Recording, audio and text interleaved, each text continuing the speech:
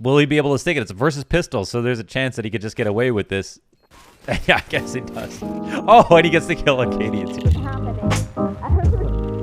are you looking forward to... It is for me. Yeah, I actually have a friend here. You know, it's so. You have a friend? I have a friend.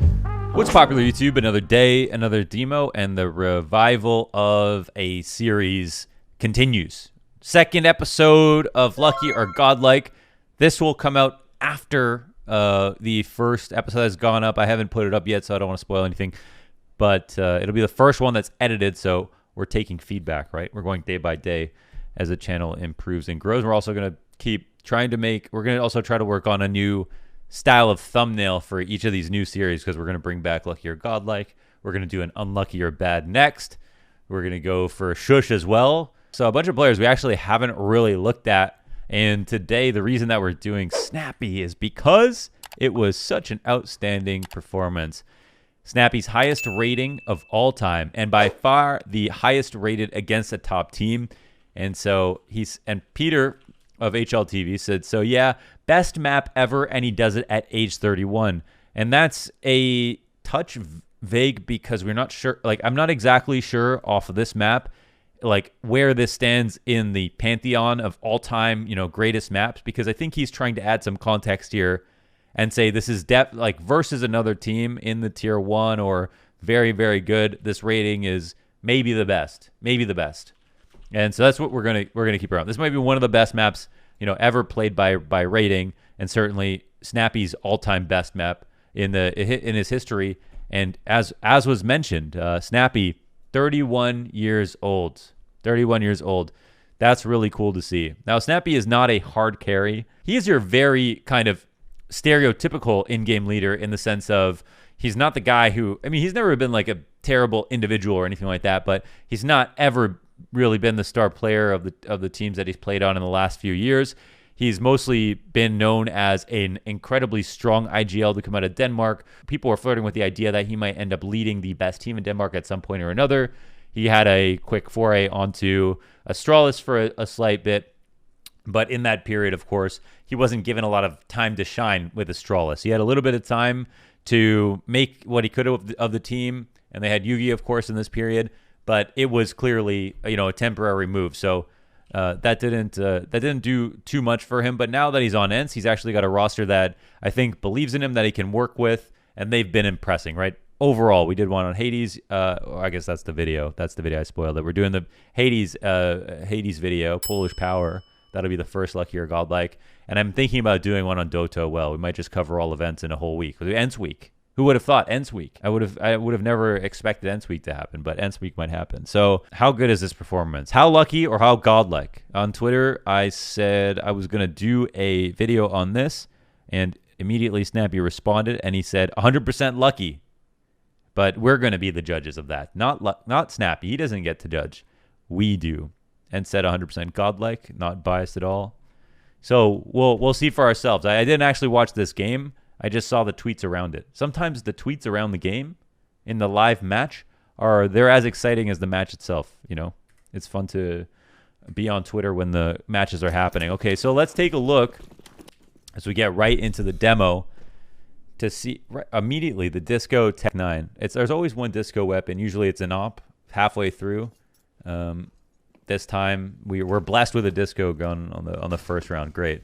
Tech 9 and the half armor. That's how you know you have teammates that really like you. We've got Snappi on 1280 by 960. Entrying, and the bomb gets planted on the side of triple. Of course, an imperfect triple smoke or a boost on the side of the smoke means that this plant is very dangerous. Certain strategies need you to plant there, but that is always going to be an exploitable hole when you try to do that. To plant on the opposite side of triple with a little bit of a crack on the smoke on the side of the stairs. People can boost over it. People can see through it sometimes. So you have to be very, very careful about that.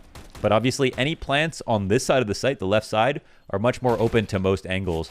And Snap, okay. The first kill was average. The second two, godlike for sure. Easily godlike. Those were fantastic. And we see why he was given the Tech 9. What's kind of a mystery to me, because I don't watch too much ENCE, is how come Snappi had the armor and the Tech 9. That's what you give to your star player. No offense to Snappi, but he's the one who's the known IGL on the team, he's leading players like 80s, right? So how come he got the Tech 9 and the half armor? It could have been spawn based. It could have been built into the strat. Maybe they know how good he is on Mirage. Probably not that. Probably has something more to do with the setup beforehand or his role in the setup. It could be the spawn. But that was definitely, that's the moment where you even could tell yourself, you get those 2 kills, and then you tell yourself, like, this is my day. But did he know this would be his day in this way? To 16-5 heroic, and then also have this insane performance rating and stats-wise. So we'll see how the B entries go, as Snappi is out first once again. And honestly, the fact that he's out first on a lot of these, on 2 rounds in a row, it makes his scoreline even more impressive, right? If we want to talk about high volatility roles, we're going to talk about your entry fragger first and foremost. And so it looks like Snappi is getting pushed with a teammate that is very, very far away from the site. Yeah, he needs to get these kills. Wow, that is also... Do I have to say it? That was godlike, right? For sure. That was basically a 1v2 clutch. His teammate wasn't even on the site. This is a smoke for top connectors. His teammates they threw nades mid to try to draw attention. And they're faking the slow mid control, and now they're here to try to execute on A. But Heroic are here to catch them off guard as well. So we're gonna need some sick plays from the 3 remaining ENCE players to not only win this round, but bring the bomb back. Oh, and Snappi, he hears something inside of connector. I'm not sure if that was part of the demo, but he clearly turned his attention towards connector to catch down. And now we're in one of the most awkward positions because it's so rare that this happens, that you have the site, but the bomb is left in the ramp and they can hold it, but they don't have the guns to hold it off with. And I think even if they get the guns, they probably don't have the armor to make those guns useful. So I think this will just be a cleanup. Let's see if Snappi is the one to get the kills. Of course, he got most of the kills this game, so I wouldn't be surprised if this would just be another one. Yeah, there it is. 3K for Snappi.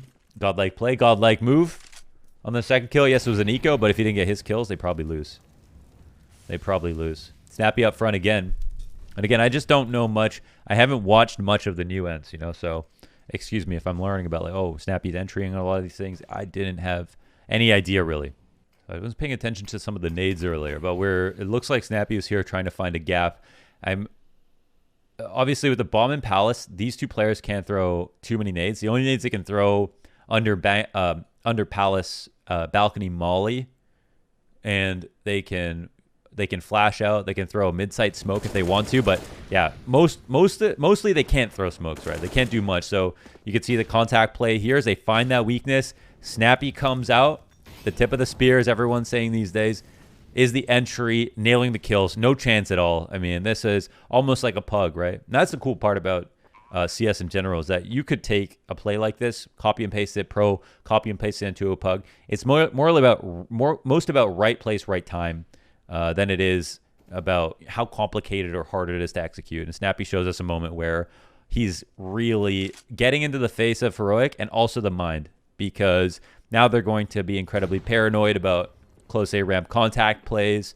So very important to a T-side strategy, an overarching strategy, conditioning in the half, to be able to pull off a round like this where you can just simply walk up into a site. Because now people are going to be a lot more liberal with their grenades when they try to stop you or they think you might do something. They're going to be way more paranoid. He gets dinked, flashed, and knocked down to 35 HP.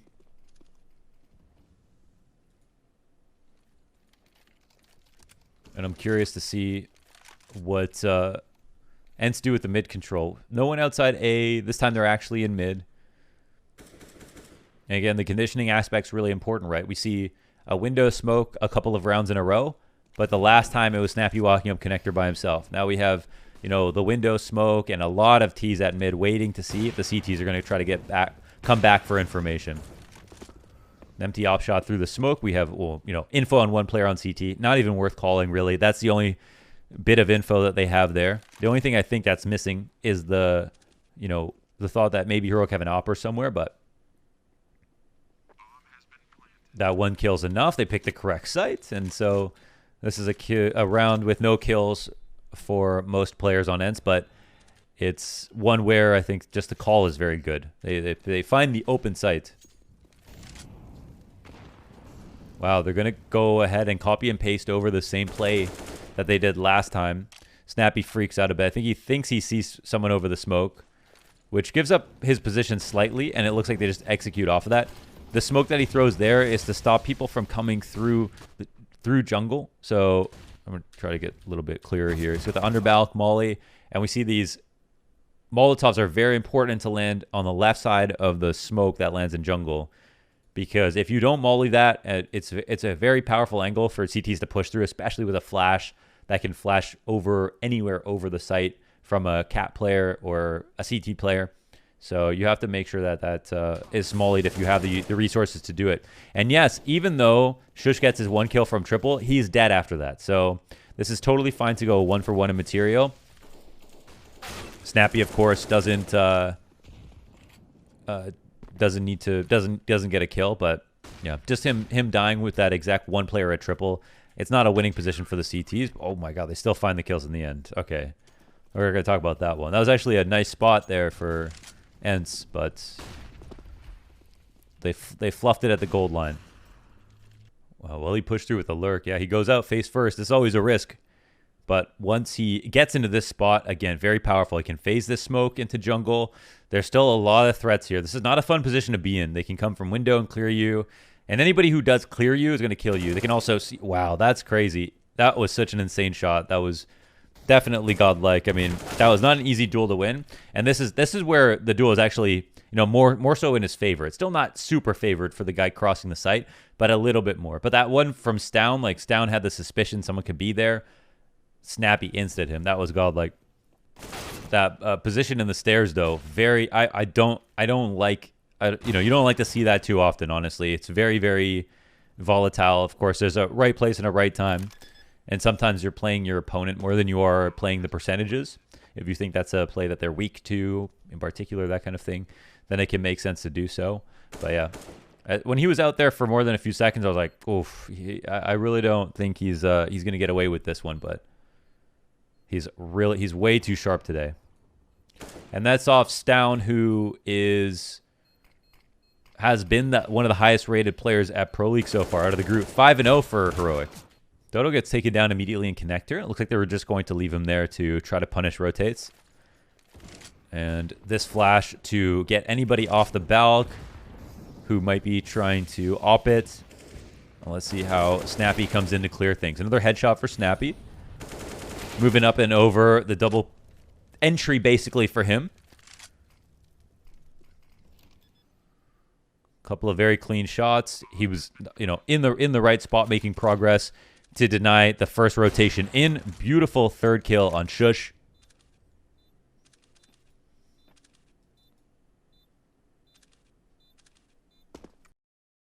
And that's all they need. That's it. They did that 4v5 as well. Actually, honestly, this flash for crossing the site is so powerful as long as your teammates aren't looking in this direction.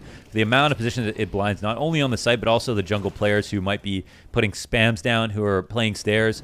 Flashing over top of the stairs as you're coming up the A-ramp is really good. Very underrated. It's such a simple thing to do, but it's very powerful.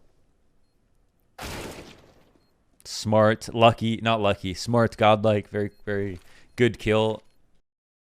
Man, they haven't actually put together too many different looks so far. The half has gone so well for Ents here. They've done very similar defaults in a lot of these positions, and that's not to say it's a bad idea or anything, because obviously they've just been winning. So I quite like this style of CS where if it works, keep doing it, and if you're going to change up what you're doing, have it based off what you were doing before. Like I think this is when Glaive is at his absolute peak, this is pretty much what he's the best at, in my opinion. Just the absolute king of conditioning in this game. And yeah, this is what I like to see, because I think it's a waste to completely throw out your game plan to try something new to figure out what the adjustment might come what the adjustment might be for the team you're playing against. Although, again, there's always exceptions. I really prefer the style that tries to consistently exploit the same weakness, right? Get that gash, at that wound as open as possible, and just pour salt in it. Do you know what I'm saying? Like, really take advantage of the fact that they're weak on this one part. Maybe throw in a fake here and there. Maybe throw in a tempo change. But for the, for what's working, like, don't forget about what's working. I think people sometimes overestimate teams, and they try to keep it too fresh sometimes when they didn't need to, because they think the other team's smart and they're going to fix their issues. But sometimes you can't fix your issues live in the match, and the same problems will keep happening. So sometimes it's very good just to keep kind of doing the similar thing that's working for you, especially when you're winning. What's crazy about this game is we haven't seen Snappi die, I think, more than once as the entry fragger. He's run in, got 2 kills on B, got 2 kills on A. This is a slow round. Icing the kicker here.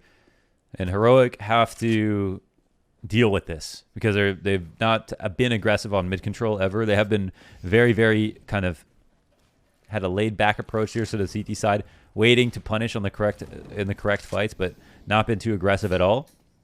Now we have all of ENCE in a position. Another 4v5. They've won one of these already. 3v5 though. You think this, the odds go incredibly down, but will they expect another player on Cat is the question. 2 on 4 now. Oh, incredible shot here from Snappi, but the trade comes through.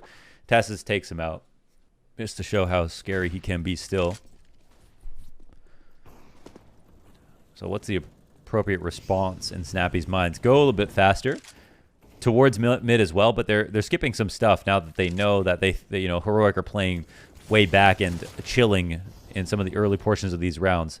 Let's not waste too many nades and waste too much time scoping out map control they're going to give us for free. Let's go ahead and speed it up. I like the approach, but it looks like now we're going to lean over towards B, and Spinks gets a kill. And in a situation like this where your lurker gets a kill on the other side of the map, you pretty much got it wrapped, right? Like, the CTs are going to be moving on anything that you do because you have mid control and your lurk got a kill.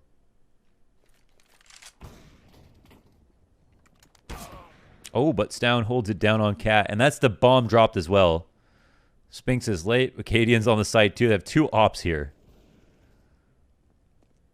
Surely an unrecoverable round. There's still another op to find. Let's see if they can pull it off.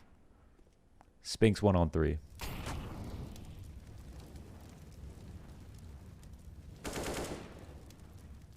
Spinks 1 on 2.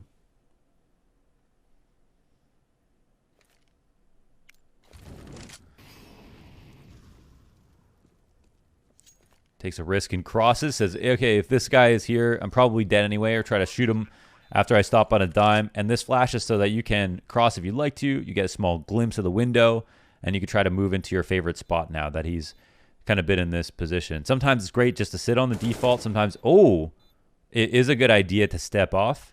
He catches a very fine timing on Tessus, and now he has the info. This is the odd swing entirely in his favor. Yes, there's a close fight, and he has to worry about the walk up. Oh, and Refresh makes the right play. He comes out very late on the right side, gets his Spinks' head, and takes him down. And of course, there's a spot where you could say Spinks, he could have just sat on the wall. But if Refresh had walked up around the left side, of course, Spinks is trying to find out if he's doing that. And if he finds that he's doing it, he can avoid him for the rest of the round. So there was really only kind of 1 peek left for Refresh to figure that out before things got very heavy. But Refresh, he did punish it. He did punish it. It was a good punish. Here, those connecting mollies again. Okay, Snappi dies under Balk. You can see how the smokes are, there's slight changes, right? Sometimes window and top mid. Sometimes top con window. Sometimes just top con. You have to, a lot of these smokes can work with each other. Some of them are redundant depending on the positions, like top mid and window can, smoke off 2 different things. They can also smoke off the same thing, like top mid might smoke off window, but window doesn't smoke off con from peeking top mid, but top mid does, but doesn't block window perfectly. So figuring out what you need to get out of the round, like what smokes you can throw, what smokes you don't need to, and what smokes are going to be very confusing. It's really important as an IGL. Because you can use the same smoke for 2 completely different purposes, right? I could, for example, smoke top con to go mid and get top con control. Or I could smoke top con to pretend I'm going mid, and then take A and have a top con smoke and a jungle smoke. And now those smokes are still working for me, even though in one strat I'm using mid control to get connector control. Ooh. In the other round, I'm just trying to take A, but the smoke is equally as useful. Godlike, by the way. Godlike. Surely, if you disagree, ratio.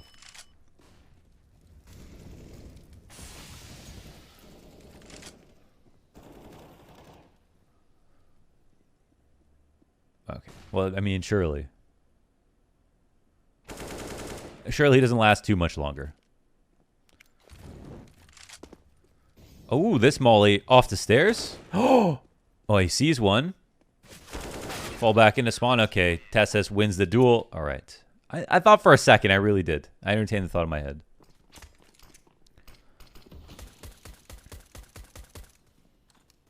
You can see it on the radar. All coming up mid, and also all winning their duels.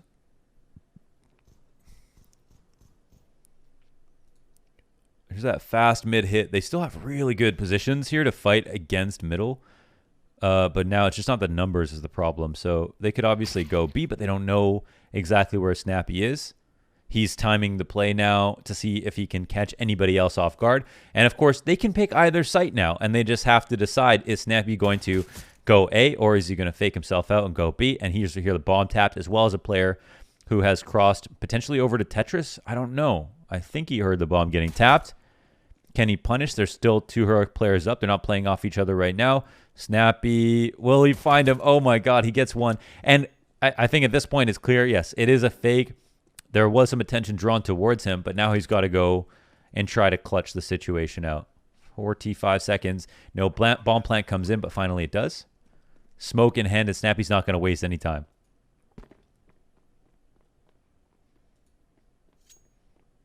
Oh, it's just a delayed A. I guess the one player. My sound is way too low to hear where the bomb got planted, but I guess the same for Snappi. So he'll come back to A, and he's got to smoke down.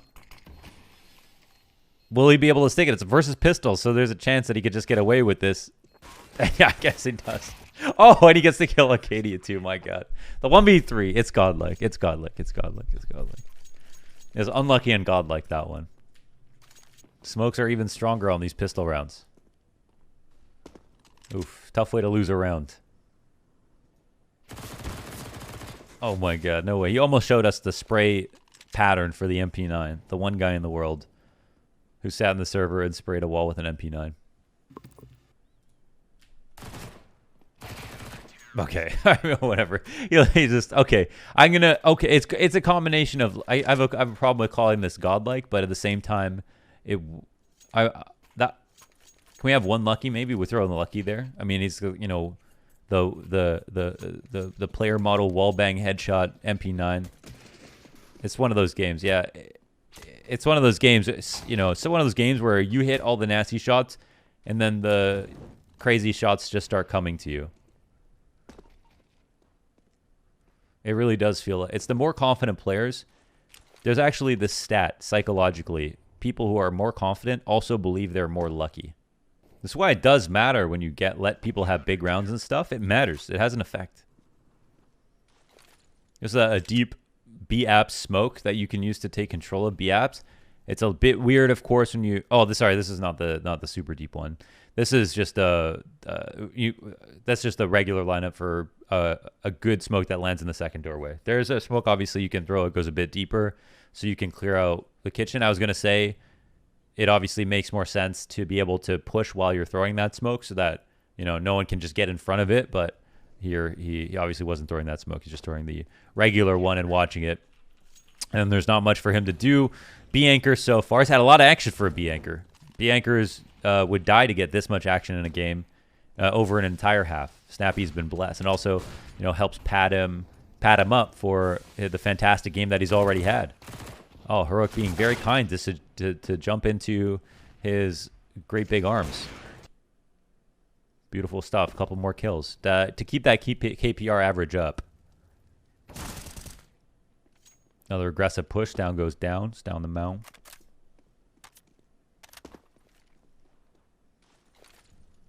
It wasn't of godlike importance at this point in the game, but in the round, this is the only round that was played. If this was a run-round game, that kill would be godlike. Think about that. Because the opening kill, it's your solo B player pushing, not an untradeable position. You kill the best player on the other team. I mean, in that context, is godlike. But it is also 15-5, so that comes into consideration, right? Is it quite as godlike?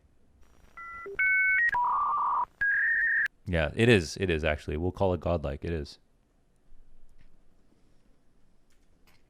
It's kind of at this point, it's a very impressive game. The game's already over. Mentally, this game is over. Mentally, Heroic are defeated. Mentally, Snappi is close. He's done. He's done everything he needs to do. That whole first half, he was cleaning house. He actually couldn't be killed. Entries can't go that well, like every game. Really the perfect game for him. And another dink. Oh, he got that kill. Okay. I thought he didn't finish it for a second. Now, who was more godlike, Hades or Snappi at this point? Because both are definitely... Okay, there's no luck involved. These were great kills. There was pretty much not a single frag in that game where I thought, wow, what a lucky guy, except for the MP9 spray. I'm looking for those, jumping, collat, headshots, wall bangs, smoke spam, nothing. A great map from Snappi, and I think it's a certified godlike performance. Certified godlike.